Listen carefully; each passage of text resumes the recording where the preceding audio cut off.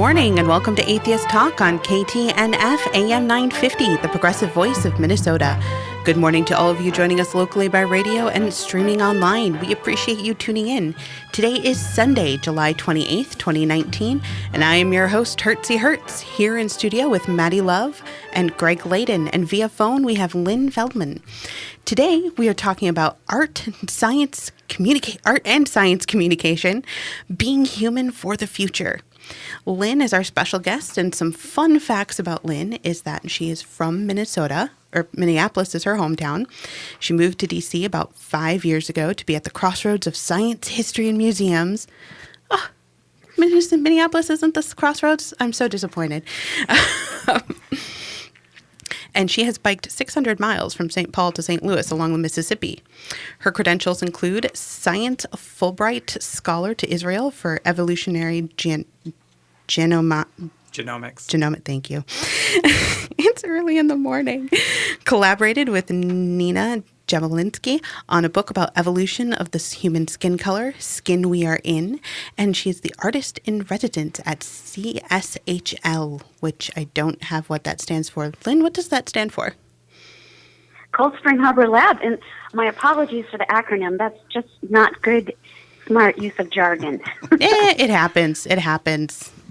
But this is an open conversation, and we welcome and encourage listener interaction with your phone calls to 952-946-6205, your emails to radio@mnatheist.org, tweet us, or check out the Facebook page at Atheist Talk. The phone is only available when we are live, but you can always email, tweet, comment, whether we're live or you're listening to the podcast. Maddie, Greg, Lynn, good morning, and welcome to Atheist Talk. Good morning, and thank you. Morning. Yep, good morning. Thanks, Hertzie, for that nice intro. Thank you. So art, science, so many people think that these are two completely separate things. Convince me otherwise. Well, actually, if I can make a comment to begin with, on the way down here, Huxley and I were listening to the radio, and you had on this very station Michael Shermer being interviewed on philosophy talk or something like that. I see some cringing here. I don't know. Not Shermer fans. Yeah, that's it. Okay, well, not Shermer. Smart guy though. He's a smart guy. But what I heard him doing was making the Serengeti fallacy about every 3 or 4 sentences, and it was kind of. So I'm going to write something about that. But I think it's a communication thing. Art and science are both forms of communication, in a sense. And the scientist is the translator between the natural world and the rest of us. Okay? And you don't need to do science to appreciate the natural world, but if you want to understand it, you have to do science. And scientists are basically translating what the natural world is busy saying. Not intentionally saying, and not saying in a linguistic sense, but it's got information, and the scientist is translating that information for humans to have that information. And artists are translating something, and not being an artist is harder for me to say, but artists are translating something for other people to see also. And my recent thinking on this is that that's also what writers do.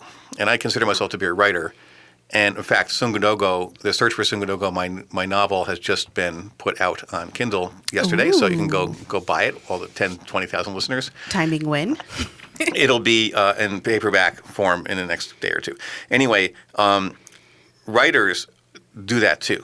And what we are seeing now is a big shift in information and focus on how we produce the rhetoric and the communication that we do publicly. Like, how do you title a newspaper article? How do you write the first paragraph of something so people will get a sense of it and maybe read more? How do you make things clicky and how do you make things sticky? As my friend Joe Brown would say. Clicky means, yes, I got your attention. Sticky means I've changed your brain cells slightly for the medium to long term. And how do you do that? And that's a writer's problem. But then I realized that's actually what all the scientists and artists are doing too. That this actually, to me, literature and writing links together the concept of science. This is my latest thought. It might be completely wrong. Literature and writing links together the concept of what we usually think of as fine art, graphics art, and science. Ah, that's perfect, Greg. That's brilliant. Greg, can you say something about your background? Because I come from the arts, you come from the sciences. can you just say a few things if people don't know who you are? Sure. Sure. For many years, even though I'm very much a strong advocate of modern education, I have a very untraditional educational background. I never went to high school, and I didn't really go to college. But I did get my PhD at Harvard studying anthropology, in which my work was with the FA Pygmies of what is now the Congo of the Ituri Forest, which, by the way, not to keep coming back to it, but that's where many of the stories come from that are in the novel that just came out. Anyway, and so I was a person who studied archaeology in North America, and basically my job was threatened. And I realized I was going to have to get a higher degree to keep in my position. So I went and took a class from David Pilbeam and Andrew Hill and John Barry at Harvard in human evolution, and I knew nothing about it beforehand. And then after that, I never looked back. That's all I've done. All I did for my graduate career and years afterwards. And then more recently, being largely disenfranchised with academia, I've left academia, and I do private consulting, teaching, writing. But my interest is for a long time, I spent time in the trenches fighting on the behalf of evolution against creationists. And then that shifted to fighting in the trenches on behalf of science, especially with respect to climate change. So I work now a lot on climate change. I have one peer-reviewed publication on the topic, so I'm not a super scientist in it, but I am a scientist, climate change scientist technically. And so I do a lot of communication and writing. I work with a lot of the top scientists that are working in different fields on that, and we do a lot of public information and public discourse on climate change. Yeah, neat. Well, that's where I jumped into with human evolution. I have my studio in Minneapolis, and I love Minneapolis, you guys, and just happily to be working away. But when the human genome was sequenced, and then when some of the very early direct-to-consumer kits were available, I grabbed up one of those kits, and that was in 2005, and I absolutely couldn't believe it, that I could be part of the experiment, really, to send in my DNA and find out something about where we came from. Because I just never thought in, like, my lifetime, our lifetimes, that we would know some of that. There was just limited information in fossils and other materials that archaeologists, anthropologists are finding, right, Greg? Yeah. Yeah. Yep. And then what really blew my mind when we could start to get ancient DNA and then contemporary DNA to really understand human migration. And that's where I just started to do all the work that would communicate these amazing ideas, this amazing story that we just didn't have access to in any other way. Also coupled with, just like you were saying, Greg, the anti-intellectualism, anti-science, that was really disturbing to me. So I figured if I could do something with images and storytelling, it might be a way to get to people and not scare them off right away with words like evolution. And yeah, that's where I'm coming from. And so could you tell us a little bit about, like, maybe your latest project, Lynn? Oh, sure. Well, I've worked with a lot of different materials, trying to figure out, looking at different ways to express some of the ideas, to see what, as Greg just said, what is sticky, what people respond to. And I found, the more that I worked in different media, drawing, painting, pastels, animation, I really like to write about it as well. And so what I'm working on now is an interactive ebook. The title is We Want Our Genome Story. And it's for people who are, so many of us, about 26 million actually, have gotten their DNA from one of the direct-to-consumer kits like 23andMe or Ancestry.com. And we're ready, and we're got just enough understanding now to take the next leap into whole genome sequencing. So that's what the book is about. It's really like, what is a genome? What is the whole genome? Why do we need this? What's it going to do for us? What will we find in these areas of the genome we've never sequenced before? Because these kits that we've been using, even some of the medical ones, most of them, only sequence about 1% or less of our DNA.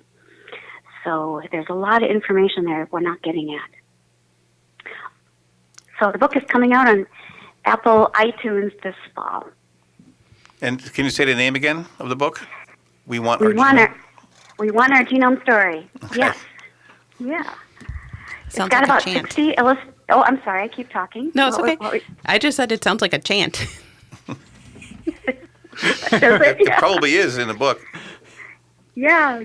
Get it, know it, own it. Yep. So the character is an artist who goes on a journey, and she takes two paths, and one path is where she meets bioinformaticists and pharmacogeneticists and genome editors, people like that are the behind the scenes that we normally wouldn't meet, genetic counselors. And the other path is where she gets cancer. And so it's looking at a lot of the interesting new products, digital apps, methodologies for understanding cancer and treating it. And I have seen earlier drafts of this work, and it is pretty spectacular. Oh, thanks, Greg. I was going to say, it sounds awesome, though. Maddie, I don't know if you caught the cancer part. So Maddie and I listen to a comedy podcast that watches Christian movies, and oftentimes a character's mom will get cancer, and that's how they turn from being an atheist into a believer. So I had to admit there's a slight smirk. Because I was like, oh, wait a minute. I feel like I've heard that. In this case, it's science. Exactly. And, you know, as a relative of mine actually got cancer at one point, and when people were asking, oh, is this turning you to God and such, they were like, no, actually, I feel better not knowing, or that this isn't some weird test thing. Anyways, please stay with us through the break. We will return to Atheist Talk with Maddie, Greg, and Lynn. I'm Hertzie Hertz, and you're listening to AM 950 KTNF, the progressive voice of Minnesota.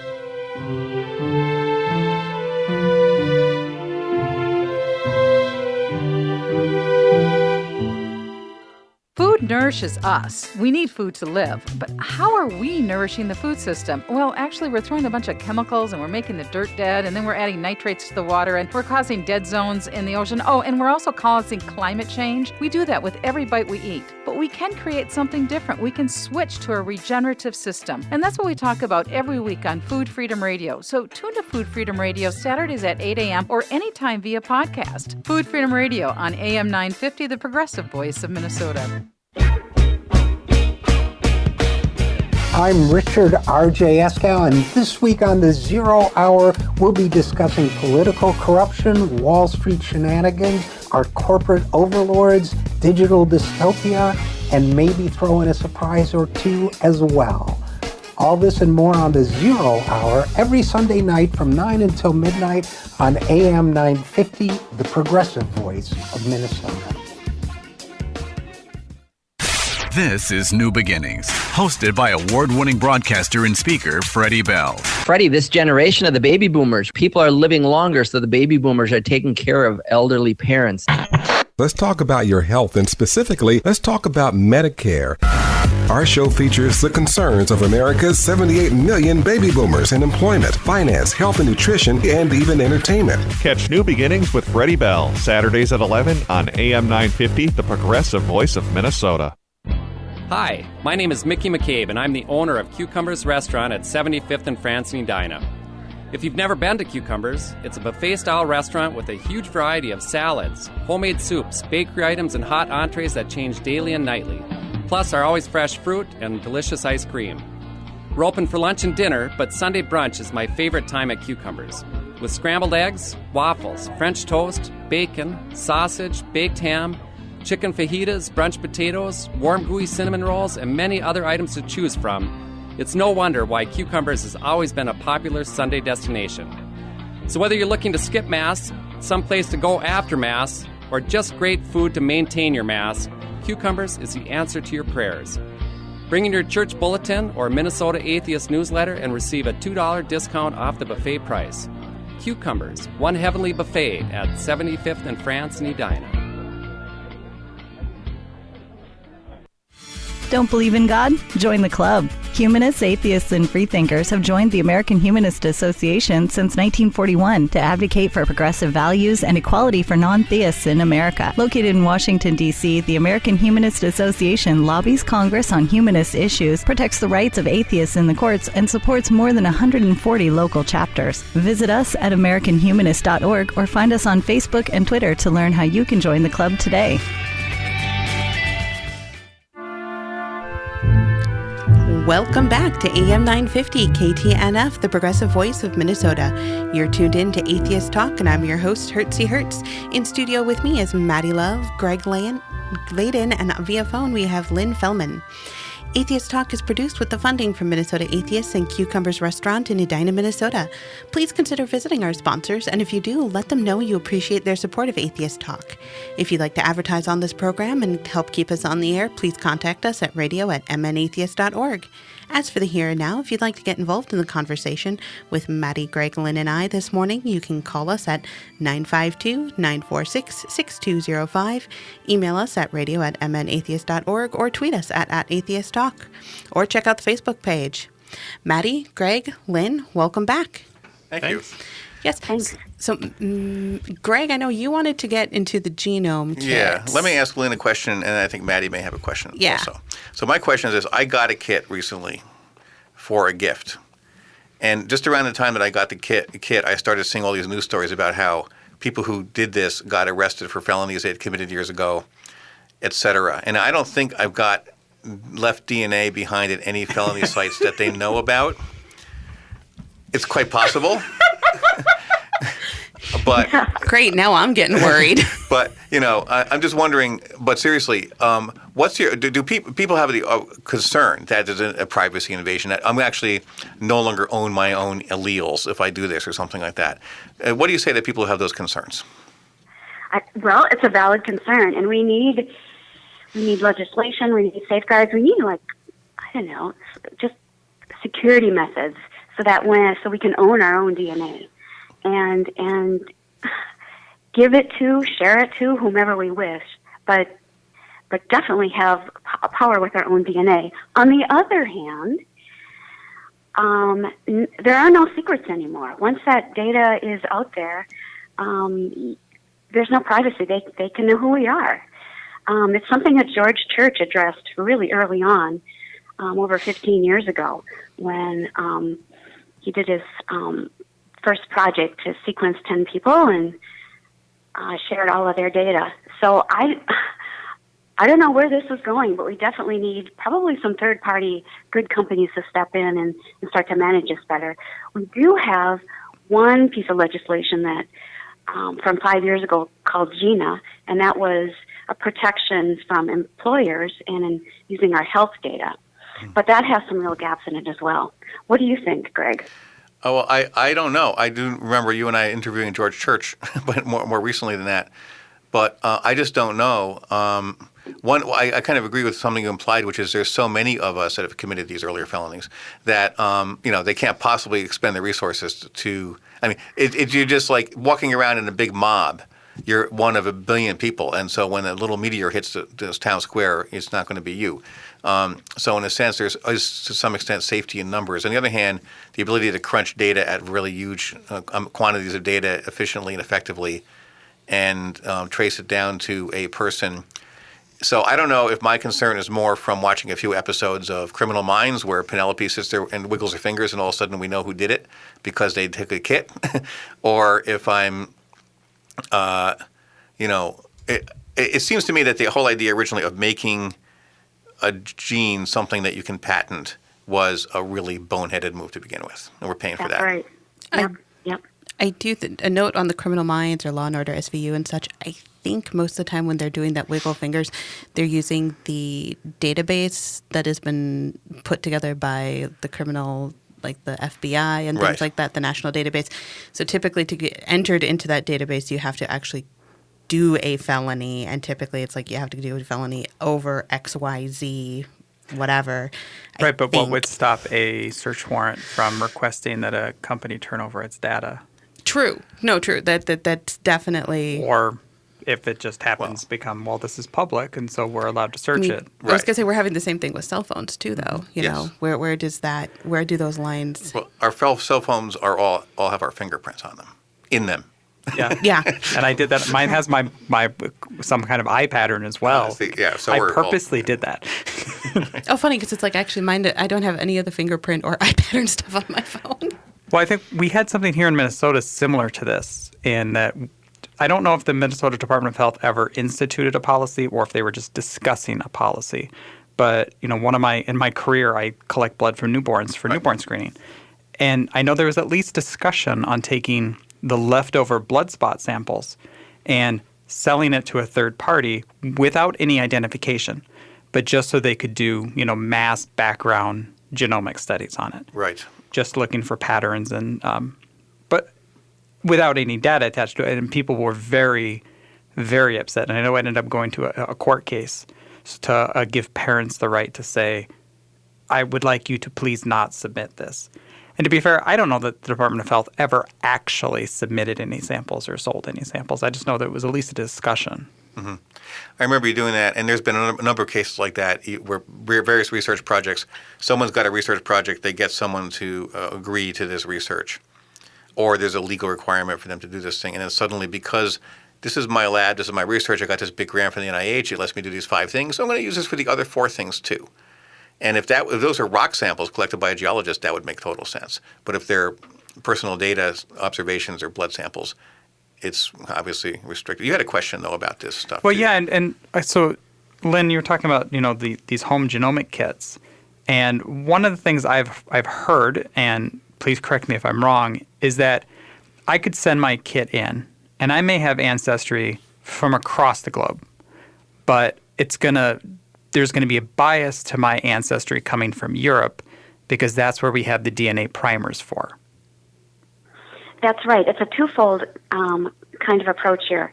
It's not only do the different direct-to-consumer companies have different ways of looking at your DNA data. They use different methodologies.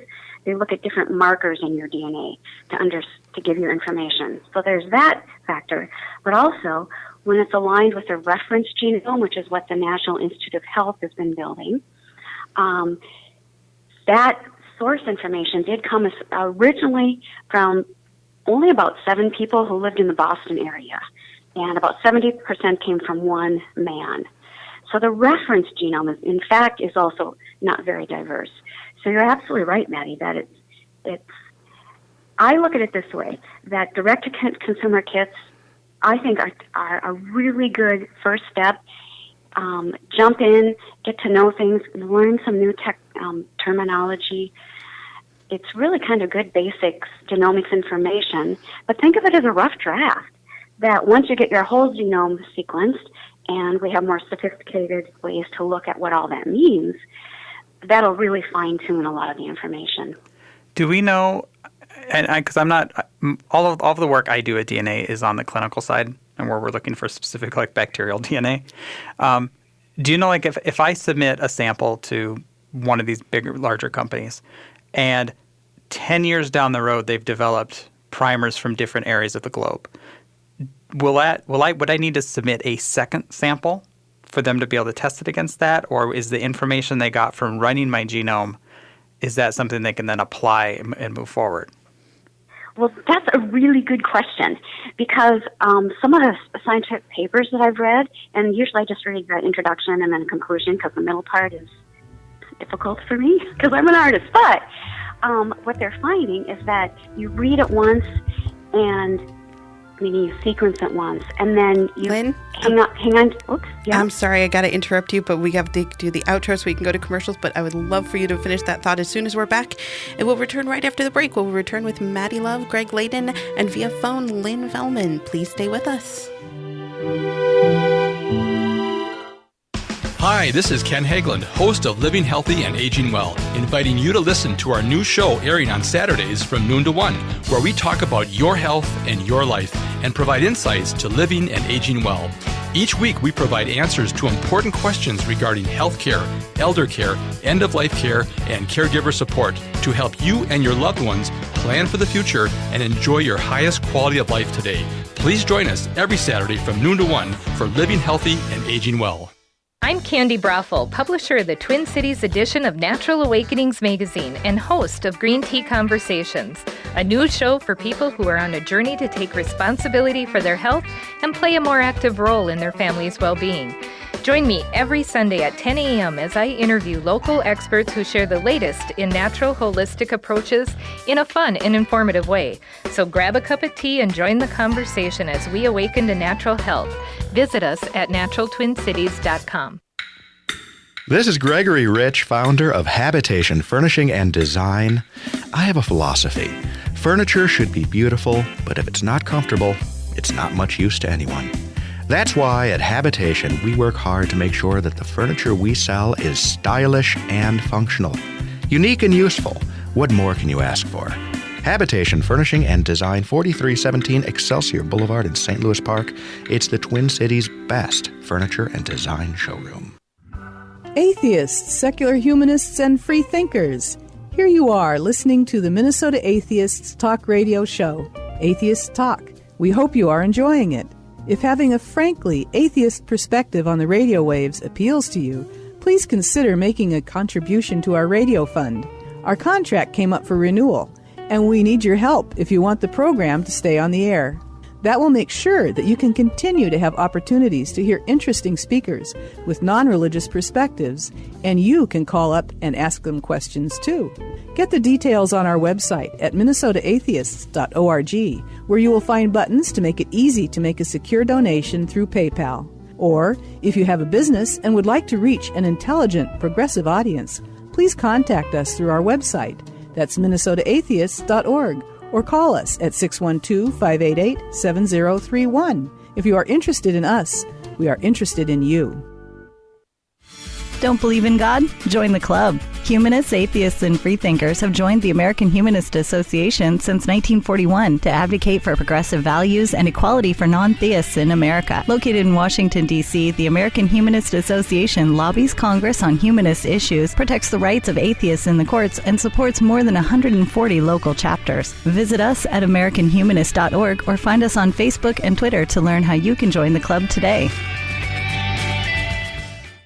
With your AM 950 weather, I'm Sam Turnberg. Today we could have showers with a high near 82. Well, tonight will stay rainy with a low around 64. Tomorrow mostly sunny with a high near 76. Tuesday sunny with a high near 76. And Wednesday sunny with a high near 79. We've had some strong storms with damaging hail come through the Twin Cities recently. Trust the locally owned Snap Construction for a free, thorough property inspection. Their staff knows the process well and has handled thousands of insurance claims. Free inspection 612-333-SNAP or check them out online at snapconstruction.com. Thank you for tuning in to Atheist Talk on AM 950 KTNF. I'm your host, Hertzie Hertz, and we're having what I would definitely classify as a fascinating conversation with Maddie Love, Greg Layden, and Lynn Fellman. If you'd like to get involved in the conversation with Maddie, Greg, Lynn, and I this morning, you can call us at 952-946-6205, email us at radio@mnatheist.org, or tweet or check out the Facebook page at Atheist Talk. Before we continue this conversation, there's a bit of housekeeping I need to attend to.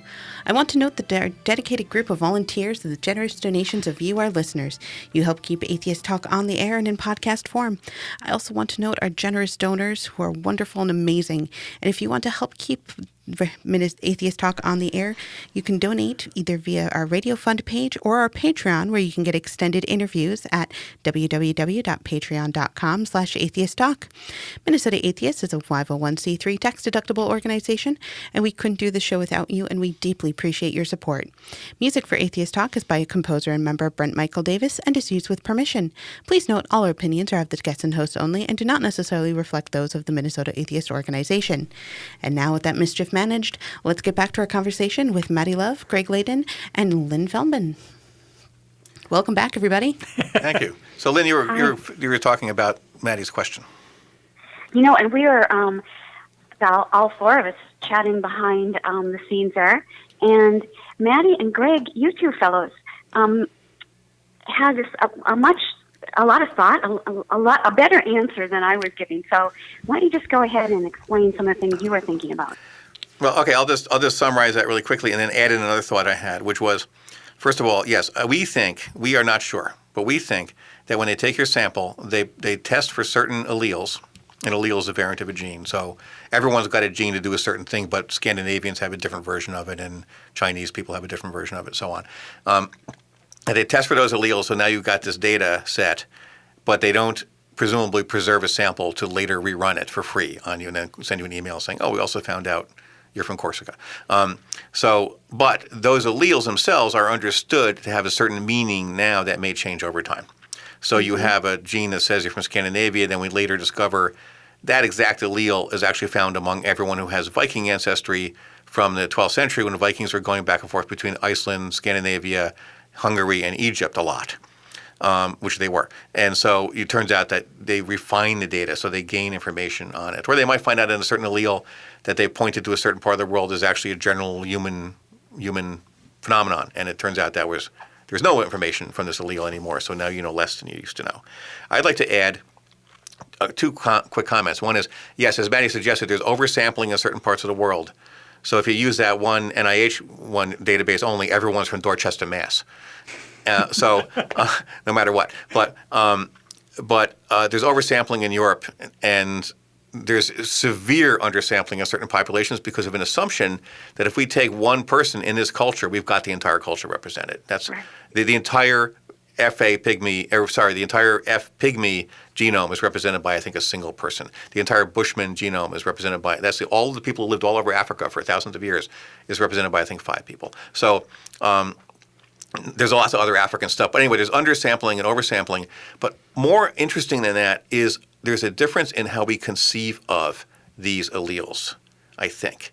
First of all, an allele that's unique to an area the exact identical allele could easily be also unique to a different area. It might be a single base pair substitution or 2 base pairs. The chance of that being somewhere else in the world is over 10, 20% probably. So there can be identical alleles from different parts of the world, or alleles that the primary is seeing as identical is even more likely. The other thing is we think of genes as being parts of clusters of groups of people that have cultural and ethnic identities. That is utter balderdash. There isn't a Scandinavian genome. There isn't a German genome. What there is a landscape across which alleles vary over time. So we put these things in our modern historical context. You know, Scandinavia, even when King Charles of Scandinavia was marching across Europe, there wasn't a Scandinavia. There wasn't a Sweden. There was a city in which some people lived that called themselves Swedish. Countries did not exist. So through most of the time of human history, the things that we use now as concepts to identify people and our ancestors, they simply didn't even exist then. So it's alleles and genes are not physically in time and space what that modern conception thinks of them as. And I hope that that's our next revolution in thinking of being more geographic and sort of gene flow about this rather than cultural identity about this. I think it's one thing that's awesome is that you were talking about how it's not just a gene, it's like a whole series of genes, and it's like that goes beyond like where you're from and such. There are so many things where it's like people are like, oh, it's this one thing. I'm like, okay, actually it's more like a series of things, and even then that doesn't control X, Y, Z and things like that. And it's like the human body and our DNA and how things work out is so much more complicated than people realize. Yes. Yeah, that's right, Hercy, and it's good to know too that we're really at baby steps, the beginning of the genomics revolution, and something to think about too as we think about the 50-year anniversary of going to the moon. This is, in a way, our moonshot, our generation, so people that are alive today, since 2003 when we've had sort of what they call the finished sequence of the human genome, we're of this generation who really are like the model organism. We're the first people in the experiment. So we know a lot, but still there's a lot more to know. I just hope they put a line, a column, a variable in the database for something like yes, no, gene inserted by genomic experiment or gene altered by CRISPR, because that's going to be a relevant factor in the beginning. Lynn, I want to, just to get maybe in a whole different area, I want to ask you something. I was thinking about, because I was thinking about what we're going to be talking about, I was thinking about the art that you do and other people do as being, I had made a joke to you about, why don't artists just write a memo to express what they're saying? And instead, why do they do all this art? Because it's extra expensive, takes more time, maybe it's more obscure to people. What is it about your art? And those who haven't seen it, just go on the internet, look you up, and look at your art. It's got a certain look. It's got a certain feel. It's got a palette. You have a very strongly defined palette. What is it that is about your art that you try to do that is intentionally designed to communicate to people? Well, when you talk about methods and tools and materials, I love to draw, and so that's how I express my visual imagery. And so I pose a challenge to myself as an artist, how to draw something in a unique way. The ideas can be familiar and maybe not unique, but if I can approach it with a different way of visualizing it, it can grab someone's attention. And so there's that aspect of it. I also think it's my job really to use color and use line, just like I say, to grab your attention. Because if I have your attention, then maybe I can hang on to you for a little bit longer and explain something. So that's how I think about the visual piece of my work.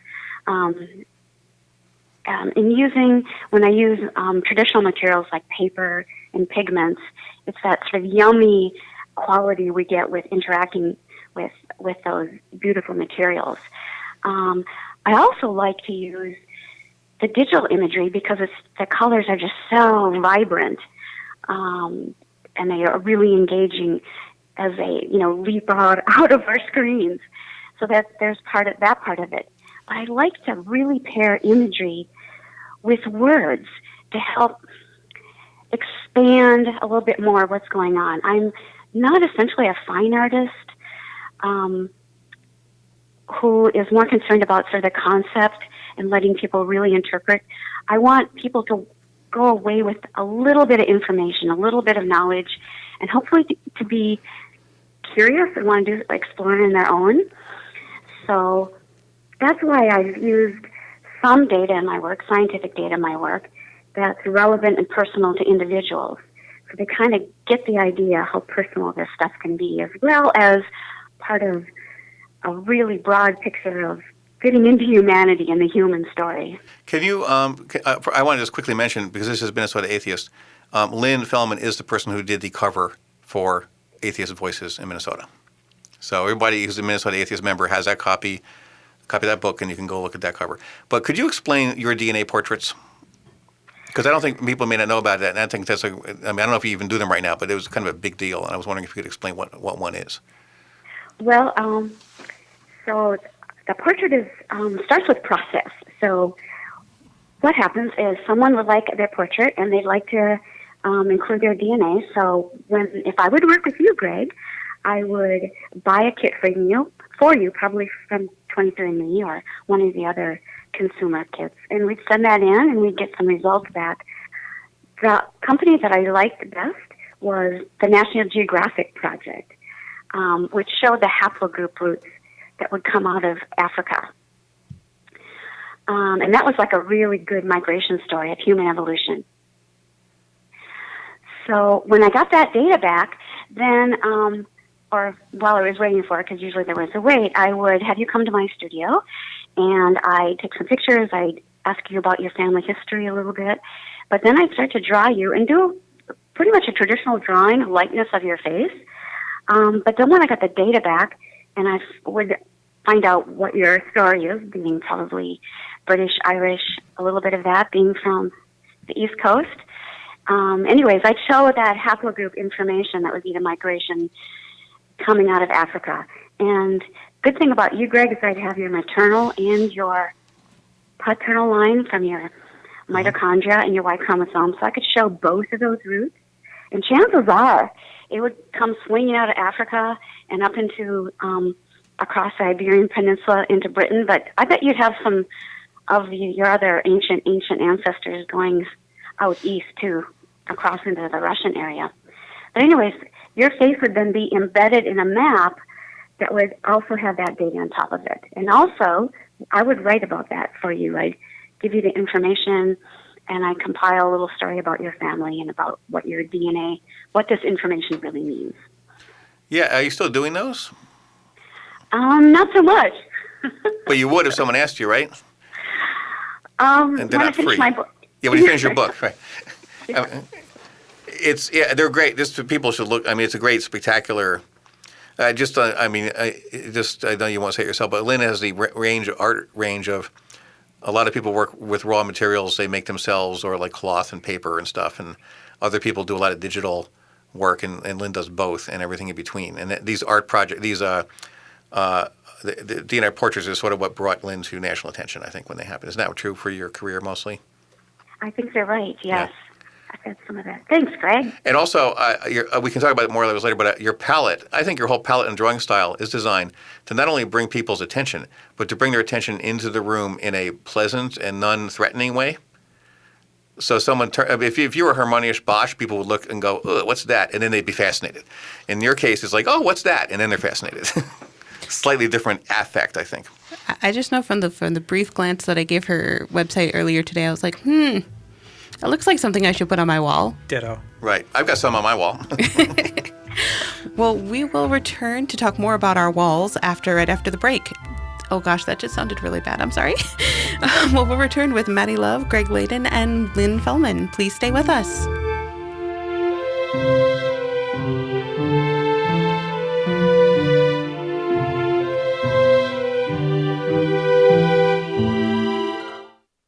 Crazy about pets? We are too. The Pet Connection Show is a great venue for fun, informative, and creative conversations about pets. Join myself, Kathy Menard, and Dr. Nicole Parole, along with guests who are leaders in the dynamic and growing pet industry, as we discuss healthcare, relationships, behaviors, and even political issues as they relate to our pets. So come, sit, stay for the Pet Connection Show, Sundays 11 a.m. to noon on AM 950 Radio, the progressive voice of Minnesota. Native Roots Radio is proud to announce we've added an extra hour. Yeah, Chushke, 1 hour goes by too fast. That's right, Uncle Curtis. I'll have extra time to share important information about our secret animals. And report national and native news from all over the country and Canada. This new hour is sponsored by Robbins Kaplan LLP, dedicated to redefining excellence for high-stakes litigation representation in Indian country. We are awake. Hi, my name is Mickey McCabe. I'm the owner of Cucumbers Restaurant at 75th and France in Edina. Many who have dined at Cucumbers are of the opinion that our buffet has evolved from an older, more country-style buffet. They look at our 50-foot salad bar and can imagine a smaller ancestor with far fewer choices. An ancestor that didn't offer as many hot selections or have a bakery with fresh-baked muffins and breads. Didn't offer homemade soups and lacked the fresh fruit and ice cream bar that Cucumbers customers have grown to love. But some will say, where are the transitional buffets? In addition, they look at everything that we offer and say that Cucumbers is irreducibly complex. If you were to move just one of our offerings, the entire buffet wouldn't function. Well, I would like to think that Cucumbers was intelligently designed, since I helped design it. But at the same time, it truly is an evolutionary step up the buffet ladder. And as always, if you bring in your Atheist newsletter or church bulletin, you will receive a $2 discount off the buffet price. Cucumbers, one heavenly buffet at 75th and France in Edina. I've never met another atheist. Sure you have. Non-believers make up 12% of the population. Then where are they? You can meet us at book clubs, pub crawls, discussion groups, movie nights, monthly meetings. Okay, I get it. How am I going to keep track of all this? Easy. Sign up for Minnesota Atheist Meetup Group and subscribe to AWE. What's a meetup group? Meetup is an online networking site that helps people build communities. We have over 700 members with at least 2 events every week. And what is AWE? It stands for Atheist Weekly Email. It comes out every Friday and lists everything that's going on. How do I sign up? Go to the Minnesota Atheists website, minnesotaatheists.org. On the left, click on the words Get Awe-Inspired. And for the meetup? Look for the red meetup badge on the right. Above it are the words, click here to check out the meetup group. I'm sold. Minnesota Atheists, Meetup, and AWE. What's that website again? minnesotaatheists.org. Welcome back to AM 950 KTNF, the progressive voice of Minnesota. You're tuned in to Atheist Talk, and I'm your host, Hertzie Hertz. In studio today with Maddie Love, Greg Layden, and via phone, Lynn Fellman, a science artist, which is super awesome. This is our final segment with Maddie, Greg, and Lynn. Excuse me. If you're curious about Minnesota Atheists, you can check out the Minnesota Atheist website. We have previous episodes. You can browse articles, book reviews, and peruse the calendar of upcoming events. You can also sign up for the Atheist Weekly email, which will give you links to upcoming events. We have a ton of activities going around the Twin Cities and outlying suburbs. If you enjoy the show and all that Minnesota Atheist has to offer, consider becoming a member of Minnesota Atheist while you're on the website. Membership has some great perks. Check out the hows and the whys on the website. And now, back to our conversation with Maddie, Greg, and Lynn. Well, we're having a very interesting conversation because the three of us in the studio cannot hear Lynn, but she can hear us. So in the last section, we brought up a question for her that maybe she can answer now, which is, if you live in the Twin Cities, and Minnesota Atheist Talk Radio is actually heard nationally. It's streamed all over the place. And we have more listeners not in the Twin Cities than in the Twin Cities, I think. But you should all come and visit us. Right. And when the you Twin do, Cities is awesome. Where, if anywhere, in the Twin Cities now can someone go and see Lynn Fellman installations or artwork somewhere? Well, the University of Minnesota had one right outside of the medical college. They don't call it that. The medical college. It's in a walkway connecting to the hospital, I believe. Over on the East Bank. Yes, that's right. And the Urban Research Building, which is on the north side of Minneapolis, that's not quite the full name. They had that commission from the university of the 5 people who represented the diversity of the North Minneapolis area. So that was 5 portraits. I believe that's in their walls throughout their area because it was part of their original commission when they opened the building. And I think some corporations have it, but I'm not sure if you could get in the front door. There's some also, you're right, there's some in Mayo as well, in some of their more corporate offices. That's all that comes to mind, but thanks for asking. And did you do something at the Bell Museum once? I know you and I did something there once. I can't remember now. Well, I think they're still giving talks at their new location there. And have you been to the new location? No, I haven't, but I looked on their website this morning because they do have an artist in residence, not exactly a program, but they welcome artists to work with their scientists there. So I think that's a beautiful resource. Yeah, I went to the opening, and it was interesting because they actually had university scientists stationed everywhere, and it was really crowded. But there was one guy sitting there with a bunch of radioactive stuff and letting kids play with it just to prove that it was safe. But anyway, it's so cool. I plan on going back to the Bell soon, and it'll just be much less crowded, I think. But it'd be great if you could. So, do you want to talk about the guild at all? Oh, yes. The Genome Writers Guild. Yeah. Right. And Herky and Maddie, thanks a lot for having some of the scientists from that group. It's the Genome Writers Guild.org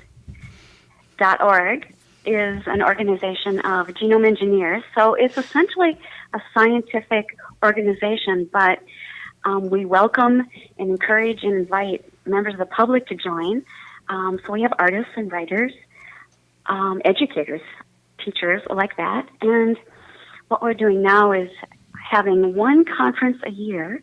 Last year it was in Iowa. This coming year it will be in July, or 2020, I should say. It'll be in July at Mayo. And the focus is always on what's happening in the area of genome editing. So there's a lot of talk about CRISPR, of course. But also a real focus on plants and agriculture, because this is essentially a Midwest group, and the Midwest doesn't get its due. It's good scientific, accolades, as it should, because there's wonderful leaders in Iowa, Wisconsin, and especially at the University of Minnesota and Mayo that are doing really amazing work. So that's what the group is. And then we send speakers out into the community to do some education. We really want the public to be part of the conversation about gene editing, especially if it's kind of crashing through into the germline in some areas of the world. At the genome editing conference I went to that you invited me to, I remember you gave a talk at. I remember people talking about the DIY genomic editing. And it was interesting to see that. There was both negative and positive things to say about it, but you, as a person who's interested in science and has, it probably helps to have a little bit of lab experience. You can go to a place, just like you can go to a place and with other people, like build a computer or something like that, DIY clubs. You can do that with genes, and I think there's places in the Twin Cities to do it, at least one place, and make your own. I'm not sure what they're all making, but it's mostly stuff with bacteria and things. It's not. Yeah. You're not making like new people or anything. I remember. I remember I was at a panel at Convergence where they were talking about GMOs and such, and they were talking about kind of how there's a DIY that you can actually do at home. That people are kind of doing their own maker crafting of genes. And the at-home stuff is a bit of a scam because that's like somebody selling you a kit for a lot of money to do. It's better to hook up with these places that have a lab somewhere where they rent some space and there's some equipment that's actually useful at those places. Okay, that's good to know. Yeah. This is actually one of my favorite fiction series is by Jasper Fforde, and it's absurdist fiction. But he started writing in the early 2000s, and one of the ideas is that people were doing home genomics and resurrection. Like one of the characters is a pet dodo, and mammoths have come back. And this was all – and reading it was like it's absurdist. It's just funny. It's just like it's not actual. And now to hear that it's not the same thing. No. But it's still along the same idea. Right. It just – And it's one of those where technology is always moving forward. And reality will always find a slightly more absurd road to travel down. So I could have a pet dodo is what I'm hearing. I love the fact, though, the idea of gene crafters, because I'm not an artist by any stretch of the imagination, but I love to craft. So like cross-stitch and such, there's some amazing cross-stitch patterns for science. Yeah, but if your cross-stitch pattern gets out into the wild, if you leave it somewhere, it's, whatever. It's not a big deal. If I create a gene that somehow gets into a population and I've realized that we're not probably there yet with some people at home doing that. There's still legal. But that could have some bigger ramifications. I don't know. My cross-stitch patterns also involve Satan, so they could go. Yeah, it might be worse. Maybe, I guess.